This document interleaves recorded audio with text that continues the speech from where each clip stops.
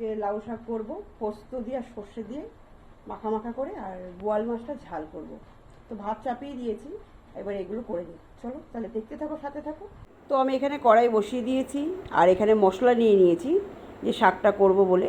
সর্ষে, পোস্ত, শুকনো লঙ্কা, একটু আদা নিয়ে এটাকে পেস্ট করে নেবো। তার আগে দিয়ে দিলাম কড়াই বসিয়ে এখানে 5 ফোড়ন আর শুকনো লঙ্কা। তার ফোড়ন দেওয়ার পরে আমি ওই সবজিগুলোকে অ্যাড করে দিলাম। সবজির মধ্যে রয়েছে বেশি কিছু না, একটু বেগুন আছে, আর একটু মিষ্টি কুমড়ো আছে, আর একটু আলু আছে। এটাকে আমি ভালো করে একটুখানি ভেজে নেব। আর ওইদিকে তো মশলা তোমাদেরকে বলেই দিলাম। আর এদিকে সবজি ভাজতে ভাজতে দিয়ে দিলাম নুন আর হলুদ। এই শাকটা মানে শুধু সর্ষে দিয়ে করো বা পোস্ত দিয়ে করো, খেতে ভীষণই ভালো লাগে। লাউ শাক তো একটু নরম জাতীয় হয়, খুবই ভালো লাগে। তো এদিকে দেখো আমি কিন্তু যে মশলাগুলো মানে তোমাদের দেখালাম গোটা মশলাগুলো, সেগুলো বেটে নিয়েছিলাম। তো এগুলো আমি এর মধ্যে অ্যাড করে দিয়ে ভালো করে নাড়িয়ে তারপর এখানে দিয়ে দিলাম শাকগুলো। শাক দিয়ে এটা ভালো করে নাড়িয়ে একটুখানি জল দিয়ে ঢাকা দিয়ে দেবো। তো এইভাবে শাক চচ্চড়ি খেতে ভীষণ ভালো লাগে, বিশেষ করে লাউ শাক। লাউ শাকটা ওই যে বললাম তোমাদের যে নরম যেহেতু, তা খেতে খুবই সুন্দর হয়। আর এদিকে দেখো আমি একটু জল ছিটা দিয়ে মানে ঢাকা দিয়ে দিলাম, ওটা ভাপে একটু হোক। আর এদিকে নিয়ে নিয়েছি যেই মাছটা রান্না করব, বোয়াল মাছটা, সেটার মশলা। এটার মধ্যে নিয়েছি, মশলাটার মধ্যে হচ্ছে তোমার আদা, জিরে, রসুন, পেঁয়াজ সব কিছু একসাথে পেস্ট করে নিয়েছি।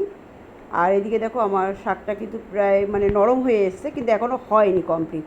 তো এটাকে আরেকটুকুনি মানে ঢাকা দিয়ে দেবো। তো এটা ওর মতন হতে থাক, বাকিটা আমি এদিকে করে নেবো। তো এদিকে দেখো আমার কিন্তু শাক কিন্তু প্রায় রেডি একদম। ঢাকা দিয়ে দিয়েছিলাম, ওইদিকে মাছের দিকে চলে গেছি।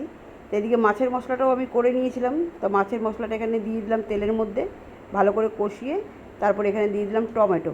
তো টমেটোটা একটুখানি গলে গেলেই তারপরে দিয়ে দিলাম নুন, হলুদ। আর গোটা জিরে ছিল না যেহেতু, তার জন্য গুঁড়ো জিরে অ্যাড করলাম। তো এখানে গুঁড়ো জিরে দিয়ে হলুদ নুন দিয়ে ভালো করে এটাকে কষিয়ে নেবো যতক্ষণ না তেল না ছাড়ে। তা তেল বেশ ভালোই ছেড়ে গেছে। এবার এর মধ্যে দিয়ে দিলাম মাছগুলো, দিয়ে একটু নাড়াচাড়া করে হালকা একটু জল দিয়ে একদম মানে একটু মানে ফুটে উঠবে, তারপরে এটাকে নামাবো। বেশ ভালোই লাগে খেতে। বোয়াল মাছ যেহেতু, এটা যেহেতু ছোটো জাতের বোয়াল মাছ, তো খুব একটা খারাপ লাগে না, টেস্টটা ভালোই থাকে। আর বড়ো জাতের যেগুলো বোয়াল মাছ হয় 2 কেজি, 3 কেজি, 5 কেজি, ওগুলোতে আরও টেস্ট হয়। তো যাই হোক, এই বোয়াল মাছটাই আমি পেয়েছিলাম আজকে, তো এইটাই রান্না করলাম, তোমাদের সাথে একটু শেয়ার করে নিলাম। তো আমার এখানে রান্না প্রায় কমপ্লিট। তো এখানে দেখো শাক ভাজা, এই শাক চচ্চড়ি কিন্তু আমার প্রায় রেডি। আর এখানে মাছের ঝালটাও রেডি। তোমাদের ঠিক কেমন লাগছে একটুখানি বলো বন্ধুরা।